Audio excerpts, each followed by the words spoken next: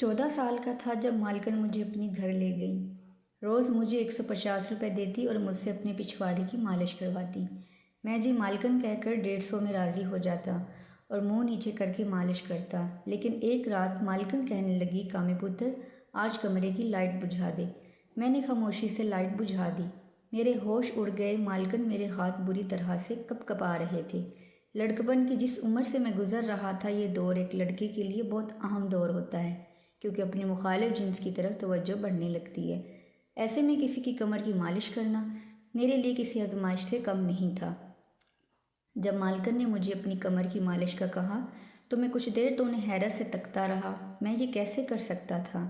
ये बात बहुत शर्म की थी, लेकिन मेरे अब्बा ने कहा था कि मालकिन की किसी बात को इनकार मत करना, बड़ी रहमदिल खातून है। अगर तुमने उसके दिल में जगह बना ली तो तनख्वाह से ज़्यादा पैसे भी दे देंगी। पैसे उन्होंने मुझे दिए थे, वो भी पूरे 150, और ये कहा, ये पैसे सिर्फ तुम्हारे हैं। मैं खुश भी हुआ था, लेकिन जब उन्होंने कहा कि मेरी कमर पर तेल की मालिश कर दो तो मैं हवन्नक सा उनका मुंह तकने लगा। वो कैसे एक लड़के से मालिश करवा सकती थी? मैंने कुछ ना कहा, लेकिन मैं उस वक्त बुरी तरह से घबरा गया था। वो मुझे अपने कमरे में ले गईं, फिर बेड पर लेट गईं और मुझसे कहने लगी कि उनकी कमर पर तेल लगा दूं। जब मैंने उनकी कमर से कमीज़ ऊपर की तो यकदम से आंखें बंद कर लीं।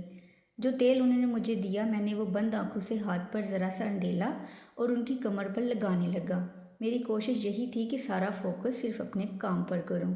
मैंने अपनी नज़रों को एक बार भी उनकी कमर की तरफ नहीं उठाया, बस नज़रें झुकाए उनकी मालिश करता था। मुझे याद आने लगा कि जब मैंने यहाँ काम शुरू किया था तो शुरू के दिनों में मामूल के मुताबिक मालकिन के कमरे में दाखिल हुआ तो मुझे मालकिन आज कुछ बदली हुई सी महसूस हो रही थी। मुझे लगा उनकी रंगत कुछ जर्द सी हो रही है और उनका चेहरा भी पसीने में डूब रहा था। वो गठरी से बनी जाने क्या कर रही थी कि मुझे देखते ही झटके से सीधी हुई और मुझसे नज़रें चुराने लगी। मैं कुछ हैरत से मालकिन को देख रहा था। मुझे लगा मालकिन की तबीयत ठीक नहीं है। मैं वैसे हमेशा मालकिन की खिदमत खामोशी से करता था, मगर आज मैंने कुछ हिचकिचाकर मालकिन को देखते हुए पूछ लिया। मैंने कहा कि मालकिन, क्या आप ठीक हैं? आप घबराई हुई क्यों हैं? मेरे लहजे में खुद ब खुद एहतराम और नरमी सिमट आई थी। मैं मालकिन की दिल से इज्जत करता था और मुझे उनकी गहरी फिक्र थी, क्योंकि वो मेरी मालकिन ही नहीं बल्कि मोहसिना भी थी। कम उम्री से ही उन्होंने मुझे सहारा दिया था और मेरी मुफलिसी में डूबी ज़िंदगी को खुशहाली में बदलने में मालकिन का अहम किरदार था।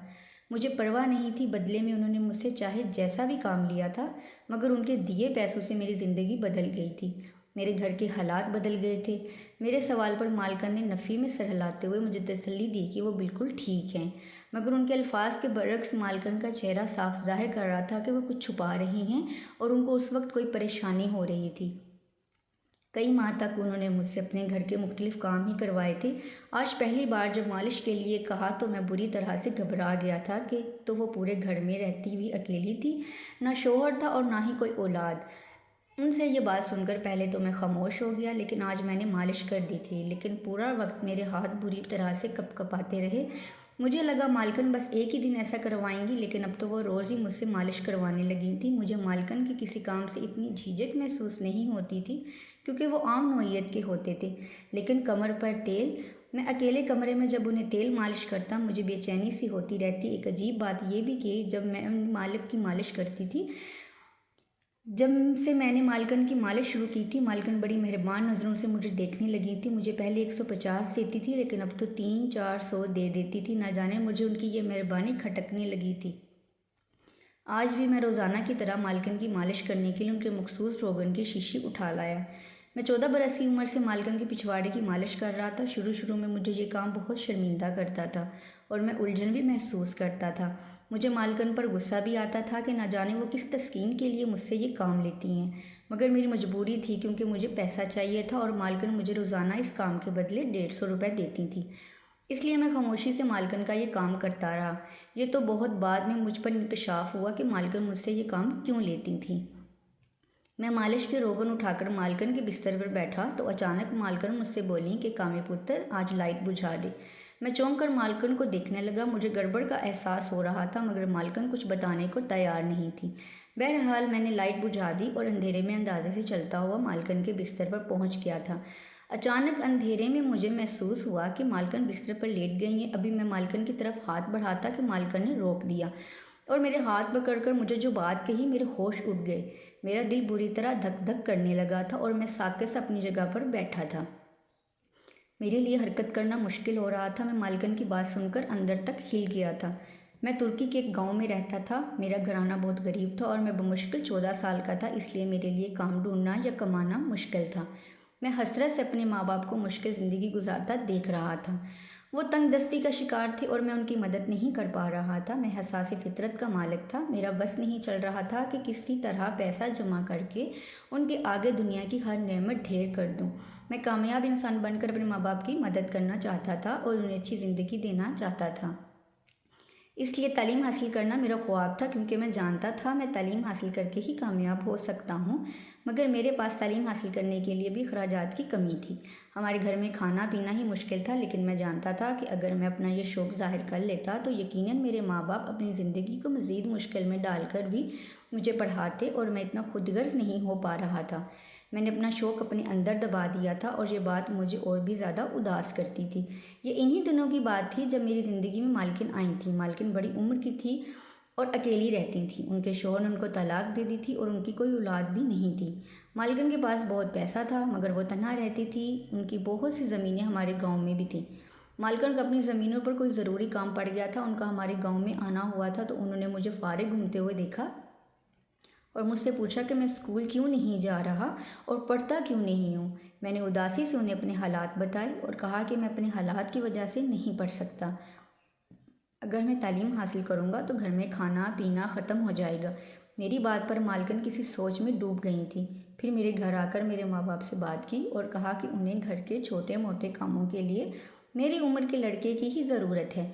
मेरे माँ बाप अभी मुतज़ब्ज़ब थे कि अपने कम उम्र बेटे को कैसे इतनी सी उम्र में काम पर लगा दें, और शायद वो लोग मेरा सोच रहे थे कि कहीं मैं उन्हें गलत ना समझ बैठूं।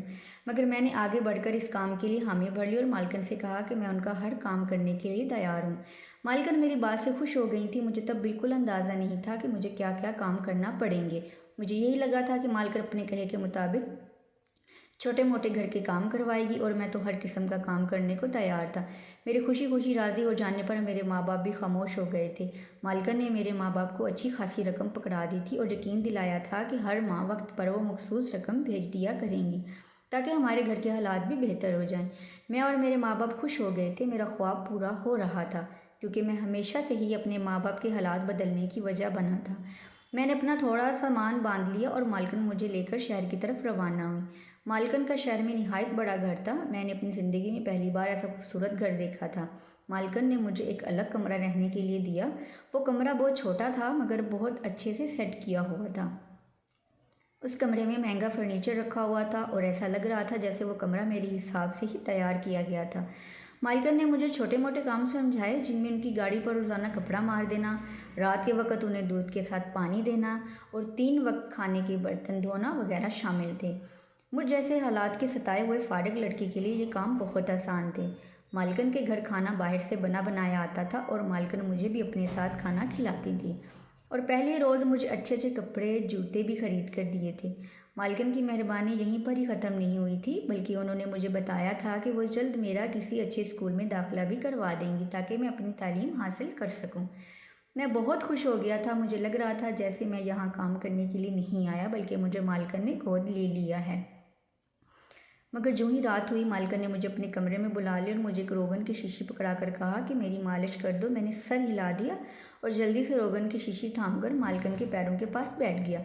मुझे लगा कि मुझे मालकिन के पैरों की मालिश करना होगी और मैं ये खुशी से करने को तैयार था। मगर मालकिन ने रोककर मुझे अपनी रीढ़ की हड्डी के निचले हिस्से की मालिश करने को कहा। मैं बौखला गया था। मुझे ऐसा करते हुए शर्म भी आ रही थी और उलझन भी हो रही थी। मगर जैसे तैसे मैंने मालकिन की मालिश कर दी और उठकर कमरे से चला गया। मुझे लगा कि वो सफ़र करके आई हैं, इसलिए थक गई होंगी और मुझसे मालिश करवा ली, मगर ये मेरी खाम ख्याली थी। अगला रोज़ मेरा बहुत सुकून से गुजरा था। मैंने खेलते खेलते वो सब काम कर दिए जो मालकिन ने मुझे सौंपे थे। मैं बहुत चुस्त और एक्टिव लड़का था, इसलिए अपना हर काम फुर्ती से कर लेता था। मगर जैसे ही रात हुई, फिर से इसी तरह मालकिन ने मुझे कमरे में बुलाया और मुझे रोगन की शीशी पकड़ा दी। मैं ये सोचकर परेशान हो गया कि मुझे आज भी मालकिन की मालिश करना पड़ेगी। पाँव या टांगों की हद तो ठीक था, मगर मालकिन जहाँ मुझसे मालिश करवाती थी मुझे वो उलझन में मुब्तला कर देता था। मैंने आज भी जैसे तैसे मालकन की मालिश की और उन्हें देखने लगा। वो सुकून से सोई हुई थी। मुझे समझ नहीं आ रही थी कि आखिर मालकन को इससे क्या तस्कीन हासिल होती थी।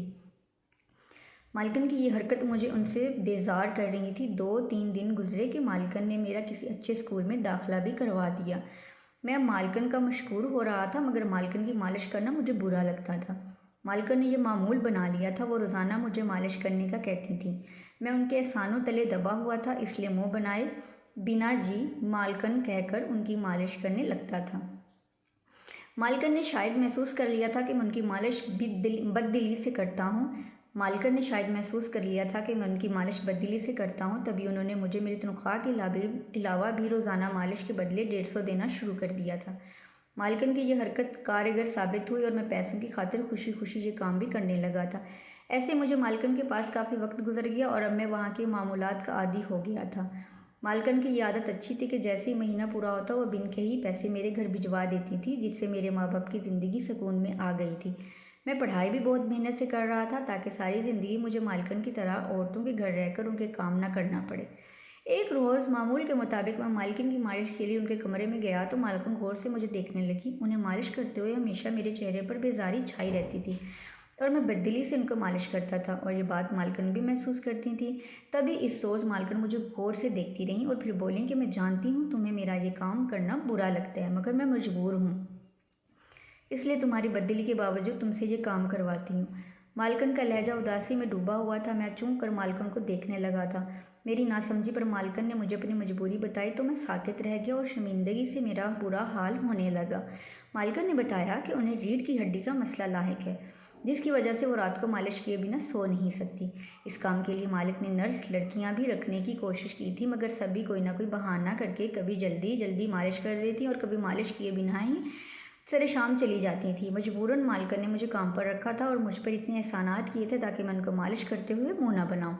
मालकिन इतना बताकर खामोश हो गई थी और मैं मालकिन की बात पर बुरी तरह शर्मिंदा हो गया था। मुझे अपने रवैये और बेजारी पर अफसोस हुआ।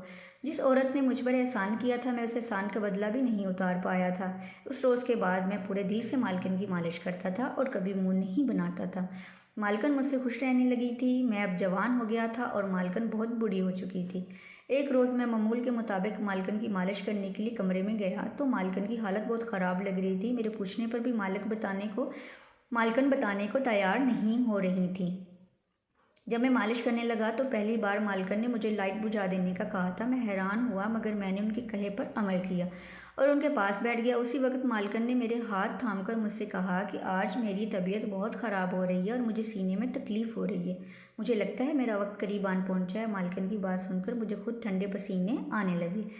मैं साकित सा बैठा था। मालकिन मजीद बोली कि तुम्हारी खिदमत ने मेरा दिल जीत लिया। अगर मेरा कोई बेटा होता तो तुम ही होते। मैं अब भी तुम्हें अपना बेटा समझती हूँ। मैंने अपनी जायदाद तुम्हारे नाम कर दी है। अपना ख्याल रखना। मालकिन ने इतना कहा और उनके हाथ नीचे ढलक गए। मैंने हवास बाखदगी से उठकर लाइट जलाकर मालकिन को देखा और जल्दी से डॉक्टर को कॉल मिलाई। मालकिन बिल्कुल बेजान हो गई थी। डॉक्टर ने आकर चेक किया और मुझे मालकिन के मर जाने की इत्तला दी। मुझे बहुत बड़ा सदमा पहुंचा था। मैं रो रो कर पागल होने लगा। मालकिन मेरी माँ नहीं थी, मगर हमारे दरमियान माँ बेटे जैसा ही ताल्लुक़ रहा था।